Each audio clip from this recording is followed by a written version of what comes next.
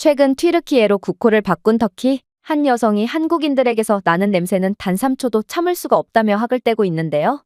한국인들은 세계에서 가장 깔끔한 사람들이라고 정평이 나 있는 상황인데, 그렇다면 이 여성은 대체 무슨 이유로 화를 내고 있는 것일까요?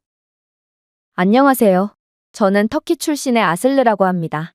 저는 현재 부모님이 운영하시는 향수 회사에서 연구원으로 일하고 있고, 그동안은 꽤나 남부럽지 않게 살아왔는데요. 그런데 최근에 저는 정말 뼈에 사무칠 정도로 엄청난 결핍을 느끼게 되었고, 그건 다소 뜬금없게도 바로 한국과 관련이 있습니다. 일단 저는 어렸을 때부터 한국 문화의 광팬이었는데요. 지금이야 한국 문화는 터키에서 매우 유명해졌고, 대부분의 사람들이 한국을 좋아하지만 제가 어렸을 때만 해도 한국 문화는 비주류 문화였거든요.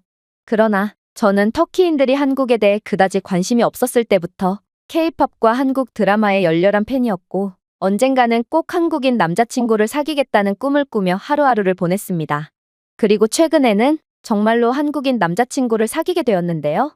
저는 데이팅 앱을 통해 터키로 파견을 오게 되었다는 한국 남자를 만나게 되었고, 결국에는 그와 사귀기로 했거든요. 그러나 솔직히 말하자면, 만약 제가 한국 문화의 열렬한 팬이자 한국에 대한 동경을 가지고 있지 않았다면 저는 절대로 그와 교제를 하지 않았을 것입니다. 왜냐하면 그는 한국 매체 속에 나오는 한국 남자들과는 너무나도 다른 외모를 가지고 있었거든요. 그는 키도 작고 기본적인 자기관리조차 안 되어 있었을 뿐만 아니라 어깨도 여자인 저보다도 좁았을 정도로 왜소한 체격을 갖고 있었습니다. 심지어 그에게선 이상한 악취까지 났기에 이건 도저히 제가 생각했던 한국 남자의 모습이 아니었어요. 한국 남자들은 키도 크고 다부진 체격을 가졌을 뿐만 아니라 얼굴도 세련되게 생겼기로 유명하거든요. 물론 저는 그러한 전형적인 한국인의 이미지와는 정반대되는 그의 겉모습에 약간은 실망할 수밖에 없었지만, 그래도 역시 드라마는 드라마일 뿐이라고 생각하며 그를 그저 한국인이라는 이유만으로 좋아하기로 마음먹었습니다. 하지만 그와 만나면 만날수록 저는 뭔가 이상하다는 것을 느끼게 되었죠. 일단 그는 분명 한국인이라더니 제가 그에게 한국어를 좀 배울까 해서 기본적인 한국어를 구사해보니, 그는 한국은 사실상 중국에 속해 있는 나라라고 하며 한국인들은 한국어와 중국어 중에 하나의 언어를 선택해서 배우고 있고, 요즘은 대부분이 중국어를 선택한다는 기괴한 답변을 건네왔는데요. 그러면서 자신은 쓸모없는 한국어 대신 세계 공용어 중국어를 선택했으므로 한국어는 전혀 못한다고 하더라고요. 또한 한국인들은 분명 겸손하다고 알고 있었는데, 그는 자신은 터키에서 연예인 취급을 받는 한국인이라면서 한국인인 자신이 저를 사귀어주는 것을 고맙게 생각하라며 허세를 부려댔죠. 하지만 가장 충격적이었던 점은 따로 있었어요. 그는 한국인이라고는 도저히 믿기지 않을 정도의 처참한 교양 수준을 보여주었거든요. 예를 들면 그는 터키의 화장실 요금이 아깝다며 갑자기 길거리 한복판에서 바지를 내리고 노상방뇨를 하려고 했는데요. 제가 그의 야만적인 행동에 기겁을 하며 말리자 그는 한국에서는 다들 이렇게 길거리에서 노상방뇨를 하곤 한다며, 한국에서는 길거리에서 대변을 보는 사람들도 있는데 소변쯤이야 뭐 어떻냐며 끝까지 고집을 부려대더라고요. 결국 제가 그에게 화장실 요금을 내주고서야 그는 그러한 야만적인 행위를 멈추고 만족한다는 듯이 유료 화장실로 향했죠. 그는 그 이후에도 잠깐 어디 좀 다녀오겠다며 뜬금없이 으슥한 골목길로 사라졌다가 1분 정도 후에 다시 돌아오곤 했는데요. 그리고 그를 몰래 따라간 곳에서 그는 아니나 다를까 길거리 으슥한 곳에서 노상방뇨를 일삼고 있더라고요. 이뿐만이 아닙니다. 그는 교육을 아예 못 받았는지 식사 예절 또한 정말 형편없었거든요. 분명 한국인들은 밥상머리 교육을 아주 잘 받은 사람들이라고 했는데, 제가 만난 한국인 남자친구는 접시에 음식 찌꺼기를 뱉거나 지나치게 쩝쩝거리는 역겨운 소리를 내는 등 교양 없는 식탁 매너를 보여줬는데요. 그러면서 그는 수준 낮은 터키 음식 대신 세계에서 가장 인정받는 중식이나 먹자며 터키를 비하하기도 했죠. 결국 그가 냅킨으로 코를 풀고 그 잔해물이 훤히 보이도록 테이블에 내팽개치는 장면까지 보게 된 저는 더 이상은 참지 못하고 그에게 이별을 고하게 되었습니다. 그리고 저는 한국의 세련된 문화는 전부 거짓된 것이고 실제의 한국인들은 야만적이고 교양 없는 사람들이라고 생각하게 되었죠. 그러다 저는 더 넓은 세상을 경험해보라는 부모님의 권유로 서유럽 일주를 가게 되었습니다. 그리고 프랑스의 한 게스트하우스에서 수진이라는 한국인 친구를 만나게 되었죠. 그런데 분명 교양도 없고 수준도 낮을 거라고 생각했던 한국인 수진은 예상치도 못한 모습을 보여주는 거 아니겠어요?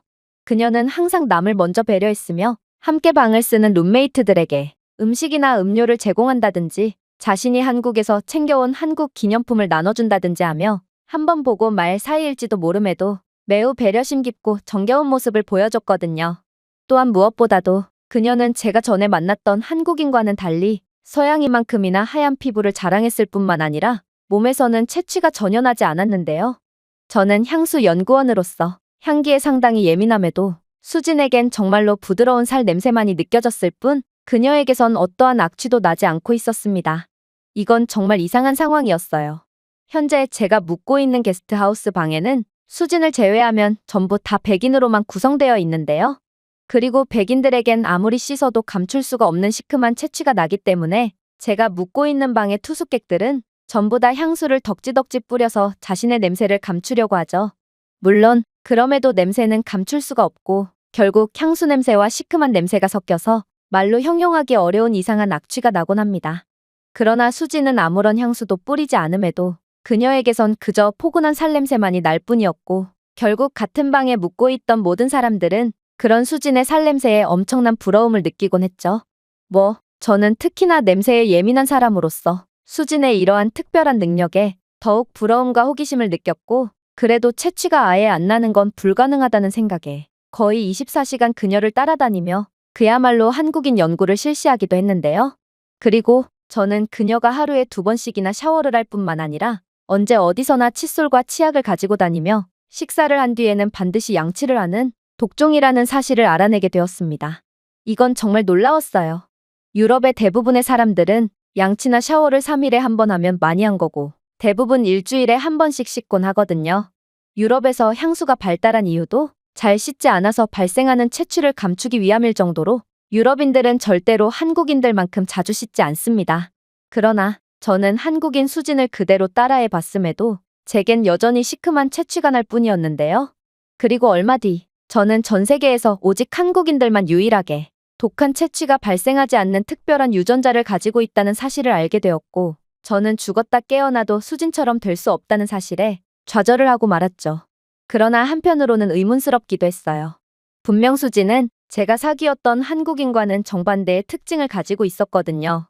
그래서 저는 결국 수진에게 도대체 한국인의 진실은 뭐냐며 따져묻게 되었는데요. 그러자 수진은 경악을 금치 못할 이야기를 해오기 시작하더라고요. 한국인이 길거리 아무데서나 오줌을 싸고 또 통 씻지를 않아서 몸에서 악취만이 가득했다고? 글쎄, 한국에서 길거리에 소변을 보는 사람들은 오직 걔와 중국인들밖에 없을 뿐만 아니라 한국인들은 머리를 감지 않고 약속에 나갈 바엔 차라리 약속을 포기하는 사람들이거든. 아무래도 내가 만났던 사람은 한국인이 아닌 중국인이었던 것 같아. 나는 대학생 때 중국인 유학생들을 본 적이 있는데 그들은 내가 묘사했던 특징과 똑같은 모습을 보여주었거든. 저는 수진의 말을 듣고 그동안 뒤죽박죽이었던 머릿속의 퍼즐 조각들이 완전히 맞춰지는 느낌이 들었습니다. 역시나 한국인들이 그럴 리가 없던 것이고 저는 중국인에게 속아 그렇게나 좋아했던 한국 문화에까지 전부 등을 돌려버리는 한심한 행동을 했던 거였죠. 그렇게 저는 수진과 더욱 친해지게 되었고 또 우연히도 그녀와 저의 일정은 얼추 맞아떨어졌기 때문에 서유럽을 도는 일정을 함께 하게 되었는데요.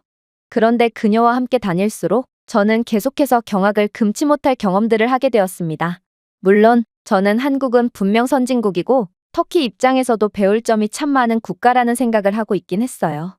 그러나 한국이 세계 최고의 선진국 중 하나이고 또 엄청난 영향력을 갖고 있다는 말에는 동의하지 못했죠. 그도 그럴 것이 아직도 터키에는 한국 전쟁에 참전하셨던 참전용사 어르신들이 다수 계시고 이 말인즉슨 당시 한국 전쟁을 거치며 최빈국으로 전락했던 한국이 이렇게나 빨리 정상 궤도에 오른다는 건 말이 안 된다는 소리였습니다. 하지만 저는 한국인 수진과 함께 서유럽 국가들을 다니면서 정말 말도 안 되는 경험들을 연이어 하게 되었습니다. 그 대표적인 예로는 터키 출신인 저는 서유럽 선진국들에 입국하려면 여러 비자 서류와 삼엄한 입국 심사를 받아야 하지만 한국인 수진만큼은 항상 귀빈 대우를 받으며 무비자로 3초 만에 서유럽 입국에 성공했다는 것인데요. 알고 보니 한국 여권은 세계 여권 파워 2위에 해당하는 무지막지한 힘을 가졌고 이 말은 한국의 외교력은 전 세계에게 인정받는 상태임과 동시에 한국인들은 이미 전 세계로부터 신뢰를 받는 사람들이라는 뜻이었습니다. 저는 그렇게나 삼엄하고 불친절하기로 유명한 서유럽 공항 직원들이 수진의 한국 여권을 보자마자 미소를 지으며 환대를 해주는 장면에 정말 깜짝 놀랄 수밖에 없었는데요. 심지어 제 터키 여권을 보고는 이곳에 대체 왜 온 거냐며 제 통장 잔고와 개인 정보까지 확인하고 심지어 이곳에 테러를 하러 온 건 아니냐며 무례한 질문을 건네던 독일 공항 직원은 한국인 수진의 여권을 보자마자 혹시 통역사가 필요하냐며 믿기지 않는 친절을 보여주기까지 했는데요. 물론 수진은 영어를 꽤 유창하게 했기에 통역사는 딱히 필요가 없었지만 아무튼 그렇게나 콧대 높은 서유럽 공항 직원들이 한국인 한 명에게 온갖 정성을 쏟는 모습은 적어도 한국은 서유럽 국가들보다 훨씬 더 강력한 국가라는 것을 증명하는 듯 했죠. 하지만 한국의 놀라운 면모는 여기서 끝이 아니었습니다. 수진은 오직 한국인이라는 이유만으로 좌석을 비즈니스석으로 업그레이드 받는 특별 서비스까지 받을 수 있었거든요. 대부분의 항공사에서 비즈니스석에 자리가 남을 경우 이코노미석에 탑승한 승객들 중 우선순위에 따라 무료로 좌석을 업그레이드해주는 정책이 있다는 것은 많은 사람들이 아는 사실일 것입니다. 그런데 놀랍게도 한국 국적자들은 이러한 우선순위에 해당되는 사람들이었고 덕분에 수진은 비즈니스석에서 편하게 이동할 수 있었는데요. 나중에 알고 보니 한국 국적자들은 기내에 비상 상황이나 도움을 줘야 하는 상황이 발생할 경우 가장 먼저 발벗고 나서는 놀라운 사람들이었고 또 한국은 매우 강력한 경제대국이므로 한국인 여행자들은 외국 항공사들에게 절대로 놓칠 수 없는 손님이라고 했는데요.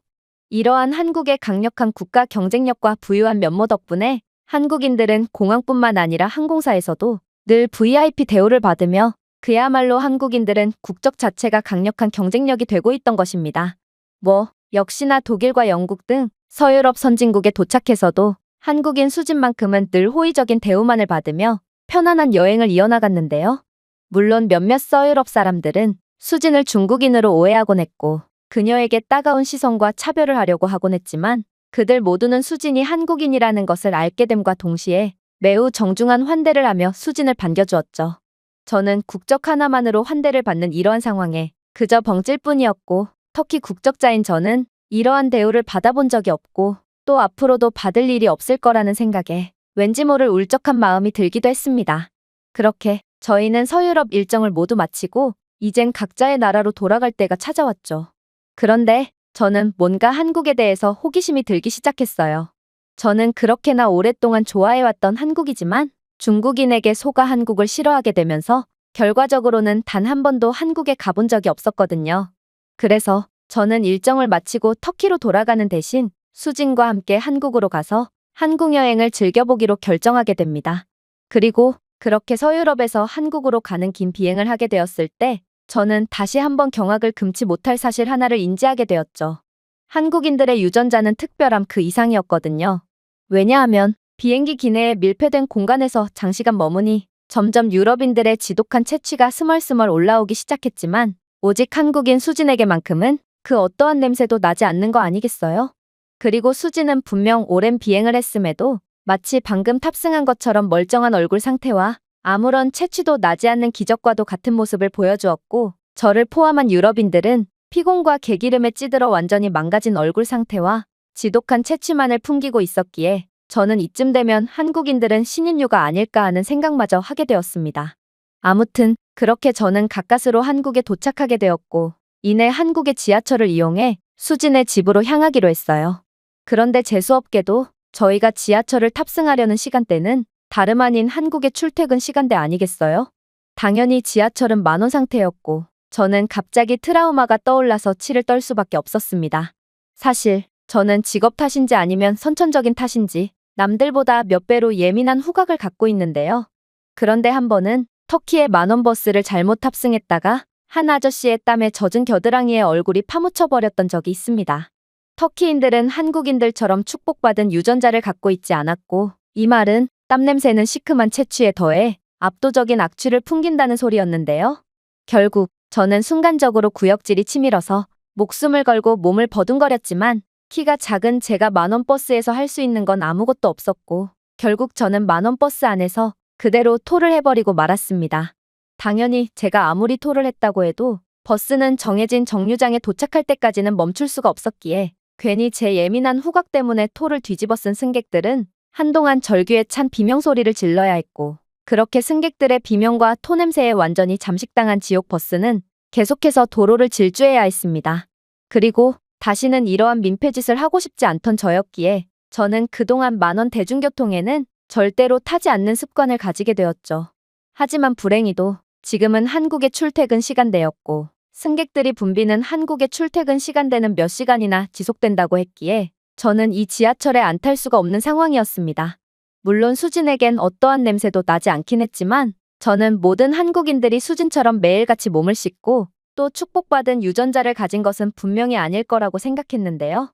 그러나 제겐 선택의 여지가 없었고 결국 저는 등 떠밀려 한국의 만원 지하철에 탑승하게 되었죠.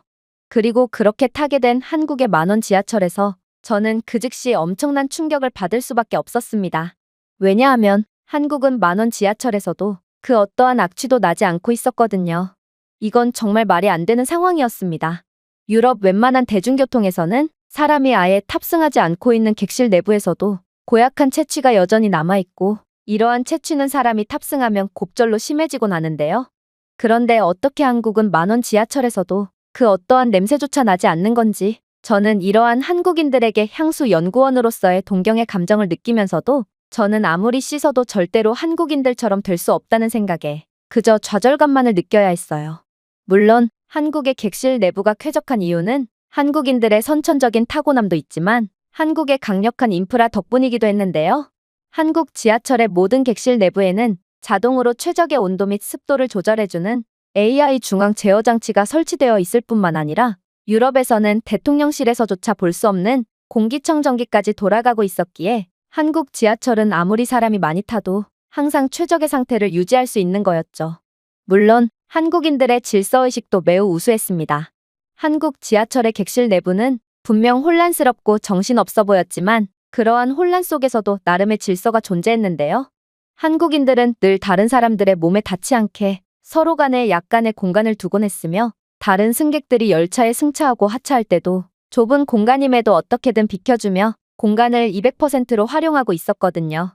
유럽에서는 안 그래도 꽉 찬 객실에서 다른 승객들이 탑승하면 자신이 더욱 불편해지므로 일부러 승객들의 탑승을 막는다거나 내리려는 승객들을 보고도 귀찮아서 안 비켜주는 경우가 많지만, 한국인들은 정말 수진처럼 세계에서 가장 배려심 깊고 사려 깊은 사람들이었던 것입니다. 그렇게 저는 한국에 오자마자 여러 충격적인 경험들을 하며 수진이 살고 있다는 아파트에 도착했습니다. 그런데 저는 이곳 아파트 단지 입구에서 깜짝 놀랄 장면을 목격하게 되었죠. 바로 한국은 모든 쓰레기들을 분리수거하고 있는지 아파트 구석에는 분리수거장이 존재하고 있었는데요. 그런데 놀랍게도 웬 초등학생쯤 되어 보이는 어린아이가 고사리 같은 손으로 모든 쓰레기를 일일이 분리수거하는 거 아니겠어요? 저는 이러한 장면을 보고도 도저히 믿기지가 않아서 머리를 감싸줄 뿐이었습니다. 도대체 어린아이가 어떻게 분리수거하는 법을 안다는 말인가? 터키에서는 분리수거라는 개념 자체가 없고 그건 유럽 대부분의 국가들이 마찬가지인데요. 유럽 국가들은 말로는 친환경과 지구 보호를 외치지만 현실은 분리수거를 할 줄 아는 사람들은 손에 꼽을 정도로 적은 게 사실이거든요. 그런데 한국에서는 초등학생쯤 되어 보이는 어린아이마저도 지구 환경 보호를 위해 힘쓰고 있다니, 저는 그저 얼이 빠져서 초등학생 아이에게 분리수거를 어디서 배웠냐며 영어로 말을 걸어봤는데요. 물론 저는 아이에게 말을 걸자마자 아이가 영어를 알아듣기에는 너무 어리다는 사실을 깨닫게 되었죠.